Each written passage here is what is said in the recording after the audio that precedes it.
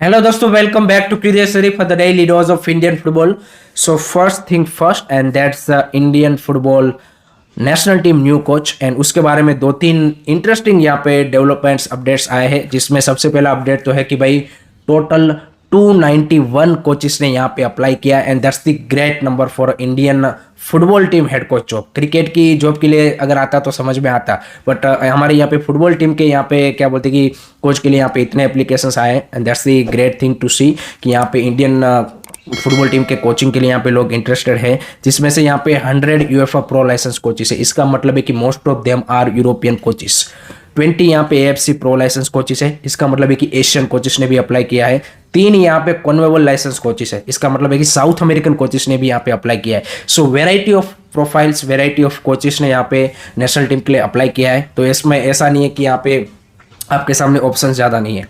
कल्याण चौबे ने कल यहाँ पे ये कंफर्म कर दिया है कि भाई जुलाई एंड तक हम यहाँ पे जो नया कोच है उसको अपॉइंट कर देंगे, ताकि हम यहाँ पे जो सितंबर वाला फीफा इंटरनेशनल विंडो है उसको हम यूटिलाइज कर पाए। तो इसका मतलब है कि नेक्स्ट 2-3 वीक्स में सारा जो प्रोसेस है वो यहाँ पे क्या बोलते हैं कि रैप अप कर लिया जाएगा। इसके लिए यहाँ पे स्पेशल कमेटी भी बनाई गई है, जिसमें हमारे जो वाइस प्रेसिडेंट है एनए हरीश, फिर आपके टेक्निकल कमेटी के हेड, फाइनेंस कमेटी के हेड, कंपटीशन कमेटी के हेड, डेवलपमेंट कमेटी के हेड एंड यहाँ पे ट्रेजरर को रखा गया है कि जो ये सारे एप्लीकेशन को यहाँ पे स्क्रूटिनी करेंगे। देने के यहाँ पे फाइनल 5, 10, 15, 20 कोचेस का एक लिस्ट बनाएंगे जो यहाँ पे एक्सको के सामने रखेंगे। फिर वहाँ से एक 3-4 या फिर 5 कोचेस का एक फाइनल लिस्ट बनेगा जिनको यहाँ पे इंटरव्यू के लिए बुलाया जाएगा एंड देन यहाँ पे जो फाइनल कोच है वो यहाँ पे डिसाइड किया जाएगा। एट द मोमेंट अगर आप न्यूज़ या फिर यहाँ पे रिपोर्ट्स देखें तो उसमें यहाँ पे भाई कुछ 2-3 नाम और निकल के आए हैं, जिसमें यहाँ पे जेरार्ड नस जो कि farmer north east United FC के कोच रहे हैं, 39 ईयर ओल्ड यंग कोच जो यहाँ पे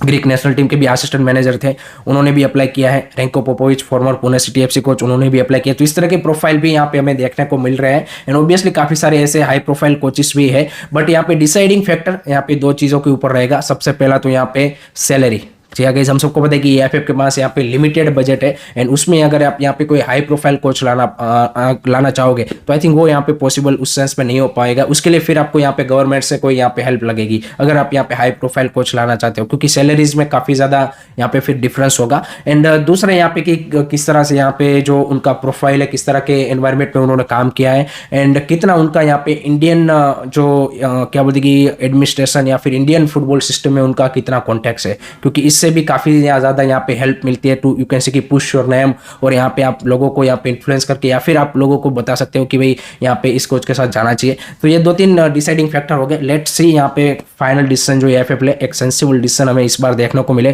कि जो यहाँ पे ऐसा कोच हो कि भाई रिजल्ट ओरिएंटेड हो, डिसिप्लिन हो एंड लिमिटेड रिसोर्सेज के साथ आपको रिजल्ट ग्राइंड करके दे। ऐसे कोच की हमें एट द मोमेंट जरूरत है। एसली वेस्टवुड का भी नाम यहाँ पे लिया जा रहा है, क्योंकि हम सबको पता है कि वो इंडियन फुटबॉल सिस्टम में काम कर चुके हैं। हमारे जो सीनियर प्लेयर, फॉर्मर प्लेयर है सुनील छेत्री या फिर गुरप्रीत सिंह संधू, संदेश सिंह, उन सब के साथ भी काम कर चुके हैं। सो डेफिनेटली उनसे अगर पूछा जाएगा उनका ओपिनियन तो वो भी डेफिनेटली उनका नाम यहाँ पे पुश कर सकते हैं। तो there are a couple of names going on, but at the moment no one is at the moment आप बोल सकते हैं कोई फेवरेट नहीं है। बट लेट्स सी वो will be the India next coach. तो this is all about the new coach के बारे में जो अपडेट्स आया है वो है।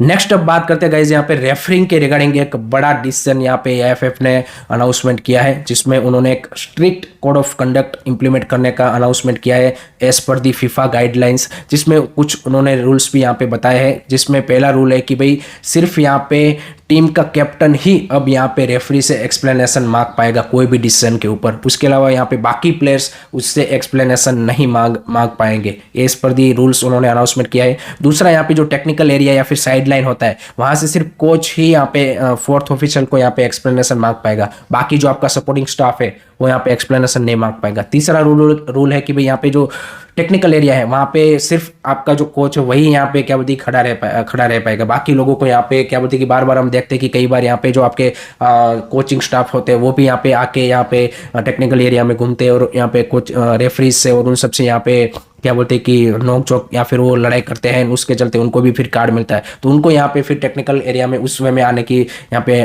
क्या बोलते कि अलाउ नहीं किया जाएगा, उनको सिर्फ यहाँ पे जब फिजियो या फिर उस तरह की जो चीज़ें है उसी टाइम पे अलाउ किया जाएगा। तो ये 2-3 यहाँ पे क्या बोलते हैं स्ट्रिक्ट कोड ऑफ कंडक्ट यहाँ पे उन्होंने अनाउंसमेंट किए हैं।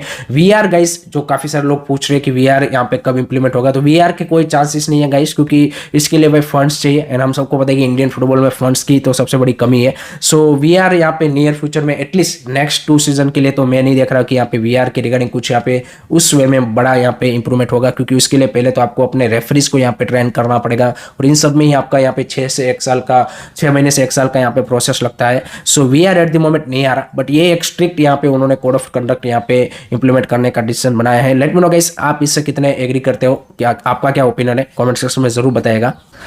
नेक्स्ट अब बात करते हैं गाइस, रिसेंटली जो यहाँ पे कैंपेन स्टार्ट हुआ है अगेंस्ट दी एज फ्रॉड की, जहाँ पे भाई red card to age fraud करके जो है कैंपेन स्टार्ट किया है 6 ऑर्गेनाइजेशन ने। हम सबको पता है Mizoram FA, Reliance Youth Champs and Dempo FC, FC Goa, Bengaluru FC, Madras FC, इन सब ने मिलके तो उसमें उन्होंने भाई यहाँ पे कल एक वीडियो रिलीज किया है, एंड एक जोरों शोरों से यहाँ पे कैंपेन चल रहा है मिजोरम एफए ने। तो हम सबको पता है कि यहाँ पे एमनेस्टी स्कीम भी यहाँ पे लागू करने का अनाउंसमेंट कर दिया है, and that's the great thing from this organisation.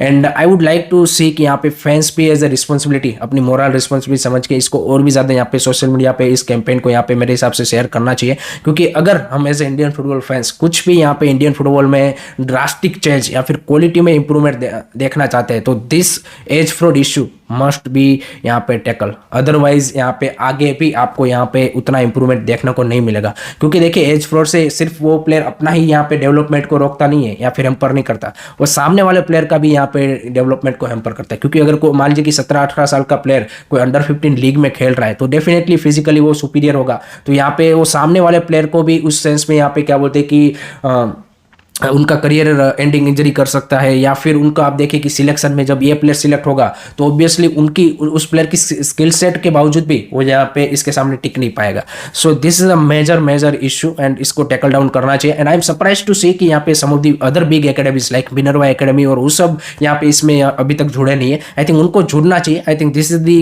You can see की रूट कॉज, एंड ये आप अगर आप कुछ चेंज करना चाहते हो देन आई थिंक चेंज आपको यहाँ से स्टार्ट करना पड़ेगा। हम यहाँ पे एफएफ से डिमांड करते हैं, इनसे डिमांड करते हैं, बट क्लब्स एकेडमीज को अपनी ओर से क्या किया जाना चाहिए कि जैसे मतलब मान लीजिए कि ये जो टॉप एकेडमीज है, मिनर्वा एकेडमीज या फिर बाकी जो एकेडमीज है, उनको भी यहाँ पे बढ़ चढ़ के इसके बारे में यहाँ पे इस कैंपेन में जुड़ना चाहिए। स्टेट एफएस को भी जुड़ना चाहिए, जिसमें खबर आ रही कि कुछ स्टेट एफएस इसके लिए इंटरेस्टेड है विथ यू कैन से कि एसोसिएट विद दिस कैंपेन। तो आई थिंक अगर सब मिलके इस यहाँ पे क्या बोलते हैं कि जो रूट कॉज है उसको यहाँ पे टैकल करेंगे, देन डेफिनेटली आपको यहाँ पे काफ़ी बड़ा बदलाव यहाँ पे देखने को मिलेगा। अदरवाइज इट्स नॉट पॉसिबल कि 5-6 यहाँ पे जो ये लोग हैं वो सिर्फ करेंगे, तो उससे उतना यहाँ पे मेजर इंपैक्ट आप नहीं डाल पाएंगे। सो लेट्स यहाँ पे आगे आने वाले टाइम में आई वुड से कि और ज़्यादा clubs, academies, state FS and AFF सब मिलके यहाँ पे इस जो कैंपेन है इसको यहाँ पे क्या बोलते हैं कि चलाएं, एंड इसका जो सोल्यूशन है उसकी ओर यहाँ पे कदम बढ़ाएं।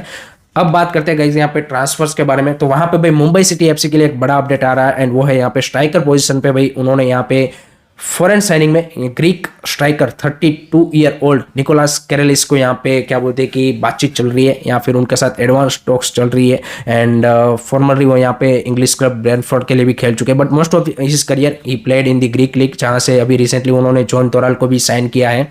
So that's the interesting signing. यहाँ पे ग्रीक की नेशनल टीम के लिए भी खेल चुके हैं, तो एक्सपीरियंस वाइज अच्छा खासा एक्सपीरियंस है। एंड लेट्स सी यहाँ पे ये साइनिंग डन हो पाती है कि नहीं हो पाती। अगर वो साइनिंग डन होती है देन 5 फॉरेनर्स यहाँ पे मुंबई सिटी एफसी के डन हो जाएंगे, then only once you can say कि फॉरेनर यहाँ पे बाकी बचेगा, जो मोस्ट प्रोबेबली यहाँ पे फिर सेंटर बैक हो सकता है।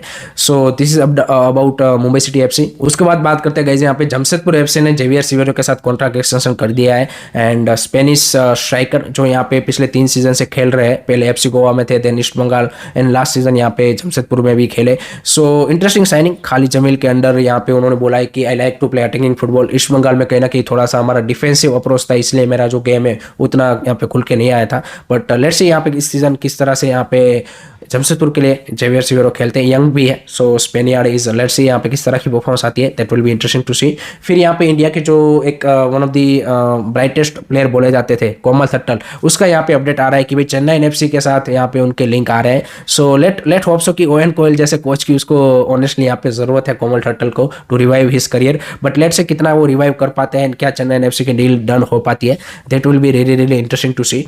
लास्ट में बात करते हैं गाइज, यहाँ पे हम सबको पता है कि जो चेन्नई सिटी एफसी के जो ओनर्स थे यहाँ पे स्काई स्पोर्ट्स, उन्होंने यहाँ पे कैम्बोडियन क्लब अंगाकोट टाइगर एफसी में यहाँ पे इन्वेस्ट किया था। एंड उन्होंने अपना यहाँ पे ट्रेनिंग किट अब आप देखिए कि रिलीज किया है। एंड आप देख सकते हैं कि कितना पे जबरदस्त ट्रेनिंग किट, इतना जबरदस्त है। और इससे यहाँ पे ISL club, I league club को यहाँ पे एक आई वुड से कि इंस्पिरेशन या फिर वो लेना चाहिए, क्योंकि ये जो ट्रेनिंग किट है वो यहाँ वहाँ के जो कैम्बोडिया के एक लोकल आर्टिस्ट है उससे उन्होंने यहाँ पे क्या बोलते हैं कि डिज़ाइन करवाया था।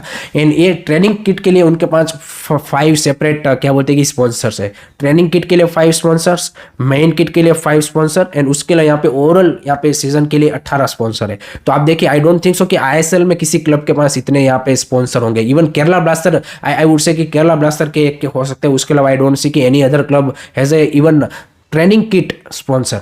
सो आप देखिए कि इतना छोटा कंट्री और उसमें भी इतना एक छोटा क्लब अगर यहाँ पे इस तरह की रीच क्या बोलते हैं कि कर सकता है, then I think definitely our clubs, our league, our AFF needs to think about this. जो यहाँ पे हमें ब्रॉडकास्टिंग का, यहाँ पे स्पॉन्सरशिप का इश्यू आ रहा है, उसके बारे में रियली उनको यहाँ पे सोचना पड़ेगा कि किस तरह से हम इसको यहाँ पे सोल्व करें। एंड एक रियल एफर्ट अगर यहाँ पे उनकी ओर से लगाया जाएगा, या फिर राइट पीपल यहाँ पे, राइट प्रोफेशनल्स यहाँ पे ऑन बोर्ड लाएंगे, डेफिनेटली ये प्रॉब्लम सोल्व हो सकता है। क्योंकि आपके सामने एक परफेक्ट एग्जांपल है कि जो इंडियन ओनर्स है उन्होंने वही यहाँ पे क्या बोलते हैं कैम्बोडिया में जाके पॉसिबल कर पा रहे हैं। और उतने छोटे कंट्री में, उतने छोटे लेवल पे अगर वो हो रहा है, उनका स्टेडियम भी बन रहा है। अंगाकोट टाइगर एफसी का आप देखिए कि स्टेडियम भी बन रहा है। कैम्बोडिया की पॉपुलेशन है 1.68 करोड़, यानी कि उससे ज़्यादा तो लोग यहाँ पे क्या बोलते हैं कि ऐसा तो नहीं कि कैम्बोडिया की लीग बाहर भी देखी जाती है, बट उसके बावजूद भी अगर फाइनेंशियली वो सस्टेनेबल है, then I think our clubs, ISL club, I league club, FSDL, AFF needs to think about this कि किस तरह से सस्टेनेबिलिटी को यहाँ पे अचीव किया जाए। क्योंकि 10 साल हो चुके हैं, लेकिन अभी भी हम यहाँ पे हर वक्त ये सुनते हैं कि भाई आईएसएल क्लब यहाँ पे फाइनेंशियल लॉस में है, आई लीग क्लब यहाँ पे फाइनेंशियल लॉस में है, एएफएफ के पास पैसा नहीं है। So I think they need to think कि भाई किस तरह से इस प्रॉब्लम को सॉल्व किया जाए। But I think this is the great, you can say कि training kits, I think jersey से भी यहाँ पे क्या बोलते हैं कि बढ़िया है ट्रेनिंग किट्स। तो इस तरह की चीज़ें आपको यहाँ पे आगे आने वाले टाइम में यहाँ पे सोचनी पड़ेगी। So that's it from my side guys regarding today's Indian football news. I hope कि आपको जो पसंद आया होगा। Keep supporting Indian football, don't forget to like, share and subscribe curious study. जय हिंद, जय भारत।